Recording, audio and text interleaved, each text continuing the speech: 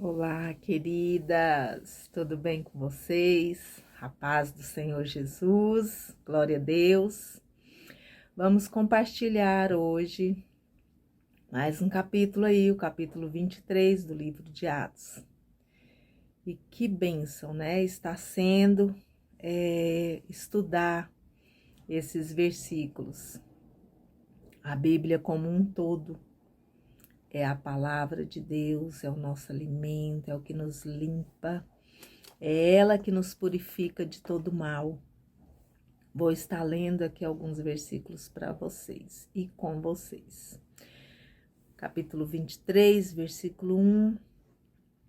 E pondo Paulo os olhos no conselho, disse: Varões e irmãos, até o dia de hoje tenho andado diante de Deus com toda boa consciência. Mas o sumo sacerdote Ananias mandou aos que estavam junto dele que o ferissem na boca.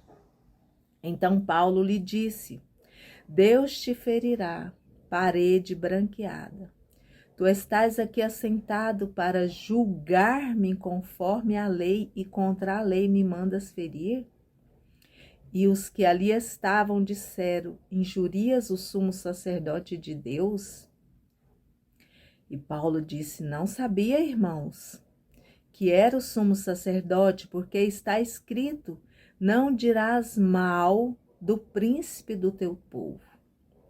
E Paulo, sabendo que uma parte era dos saduceus e outra de fariseus, clamou no conselho: Varões e irmãos, eu sou fariseu, filho de fariseu. No tocante à esperança e ressurreição dos mortos sou julgado. E havendo dito isso, houve dissensão entre os fariseus e os saduceus, e a multidão se dividiu. Porque os saduceus dizem que não há ressurreição nem anjo, nem espírito, mas os fariseus reconhecem uma e outra coisa. E originou-se um grande clamor. E levantando-se os escribas da parte dos fariseus, contendiam, dizendo: Nenhum mal achamos neste homem, e se algum espírito ou anjo lhe falou, não resistamos a Deus.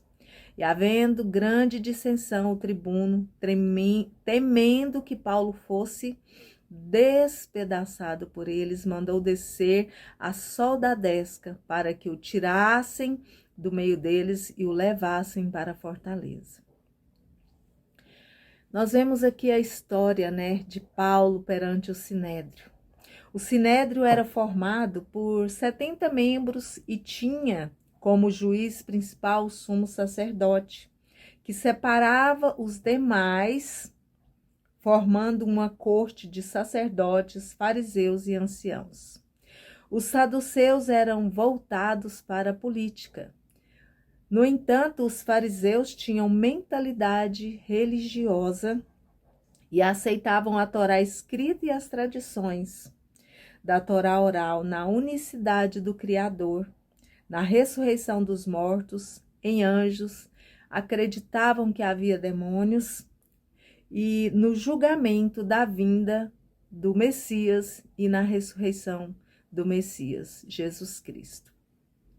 Então, nós vemos aqui Paulo em sua própria defesa diante do Sinédrio, dizendo aqui, olha, no versículo 1, eu tenho boa consciência diante de Deus. Ou seja, Paulo já havia relatado toda a sua vida em Roma, já havia contado toda a experiência que teve. E aí, novamente, está sendo julgado e ele fala, eu tenho boa consciência. O que é ter uma boa consciência? Será que nós temos tido uma boa consciência? Ter uma boa consciência é ter uma consciência limpa. É ter uma consciência onde eu posso deitar no meu travesseiro, dormir e repousar tranquilamente, porque tenho feito as coisas corretamente, tenho seguido os mandamentos do Senhor. Amém?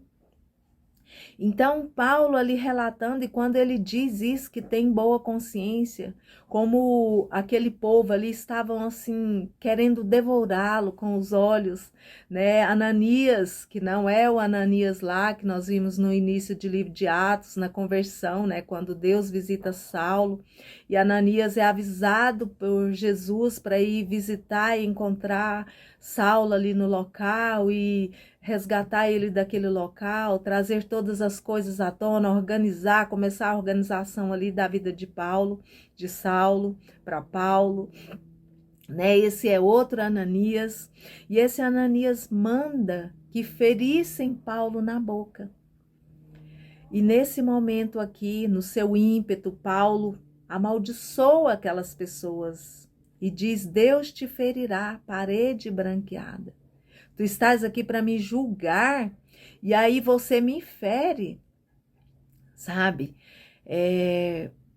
Paulo, aqui na sua impetuosidade, quando ele amaldiçoou esse povo, dizendo: Deus te ferirá a parede branqueada, o que ele estava dizendo era: vocês são hipócritas, vocês tem uma aparência de uma parede limpa, branquinha, mas por dentro vocês estão impuros. Quem são vocês para me maltratar, para me ferir? E quando Paulo é alertado de que ele estava falando com falta de respeito àquele homem, ao sumo sacerdote, Paulo cai em si. Porque com certeza Paulo lembrou, né, de que Jesus havia dito: quando alguém te ferir uma face, dê a outra face. Então Paulo cai em si e se arrepende. Paulo, arrependendo, diz: me desculpe, eu não sabia que era o sumo sacerdote. Só que continua aquele julgamento e Paulo, sempre direcionado pelo Espírito Santo de Deus, ele coloca ali uma dúvida naquele sinédrio, colocando saduceus e fariseus uns contra o outro.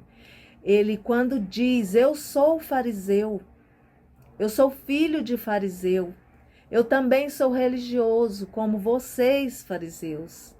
E aí Paulo causa uma dissensão entre aquele sinédrio, entre aquelas pessoas que estavam ali. E aquele povo começa a discutir entre si, né? E Paulo é tirado dali às pressas para que ele não fosse despedaçado por aqueles homens, porque aqueles homens queriam vê-lo morto. E o que me chama a atenção aqui, que eu quero frisar, é sobre o que Paulo diz: parede branqueada. Quantas vezes nós julgamos as pessoas, né? E nem estamos assim, de coração puro, de mãos limpas diante de Deus. Quantas vezes nos achamos mais cristãos do que outros? Porque eu penso assim e você pensa diferente. Sabe, a religião, ela não nos leva para Deus. Nós temos que ser verdadeiros cristãos.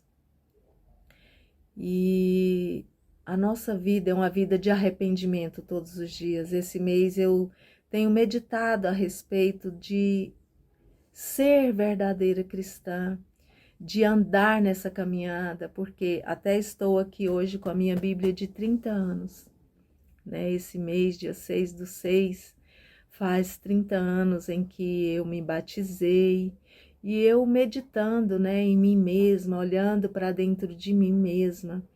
E eu falei: Deus, eu poderia estar mais na frente se eu tivesse feito isso ou aquilo diferente. Mas cá estou, né? Não desisti da caminhada. Passei por várias tribulações, momentos difíceis, muitos desafios, mas continuei firme a minha carreira cristã. E Paulo nos leva a refletir sobre andar nos caminhos do Senhor. Nos foi vendido um evangelho fácil, uma vida cristã fácil. Mas a vida cristã não é uma vida de facilidade. Nós vemos aqui Paulo, quantos açoites ele sofreu, por quantos momentos difíceis ele passou e ele não desistiu de falar do amor de Jesus, de pregar a palavra do Senhor. E o que também me chama a atenção é o conforto que o Senhor Jesus traz para nós. No versículo 11 diz que na noite seguinte, em que Paulo estava ali preso, né?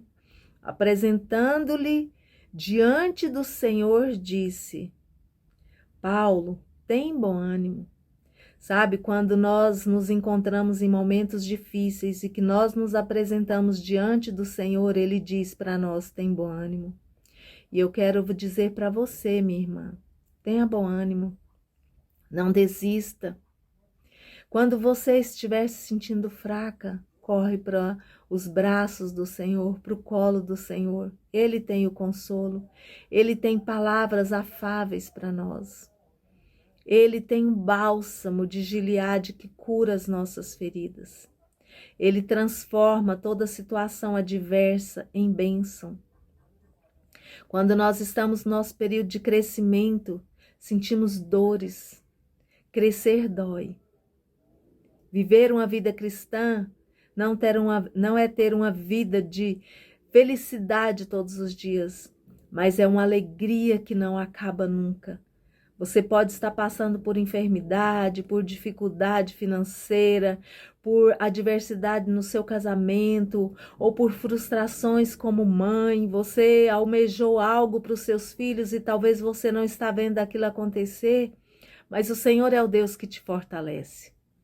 Deus nos fortalece todos os dias. Eu aqui vos falo, euzinha, né? A gente que é mãe, é esposa, dona de casa. Hoje eu tô aqui no meu ateliê, tô gravando num lugar diferente, né? E ainda tá muito barulho, mas que isso não venha tirar o seu foco da palavra, de se fortalecer no Senhor. E eu acredito que você já leu aí esse capítulo 23 hoje. E eu quero frisar somente aqui o versículo, até o versículo 11, porque o restante é falando realmente dessa caminhada, né, de Paulo. Mas o que eu quero mesmo aqui deixar para nós é: tenha um bom ânimo. Jesus disse: tenha um bom ânimo, porque de mim você tem testificado. De mim você tem levado aquilo que eu tenho, né, te mostrado. Então, seja fortalecida, mulher. Seja fortalecida na força do Senhor. Vá para os pés do Senhor. Não deixe de se alimentar da palavra do Senhor todos os dias da sua vida.